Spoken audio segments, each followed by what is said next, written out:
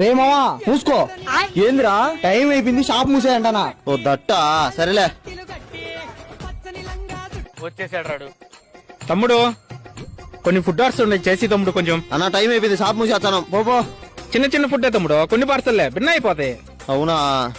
అయ్యో వద్దురు, నా వల్ల కాదురా, పంపించారా. సర్లే అన్న, ఉండి చేస్తాం. చెప్పునా, ఏమేం కావాలో రాసుకుంటా. రాసుకో తమ్ముడు. ఒక 20 సార్మాలు, 30 పిజ్జాలు, 50 బర్గర్లు తమ్ముడు.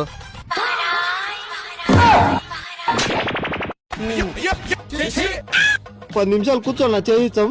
ఓకే తమ్ముడు.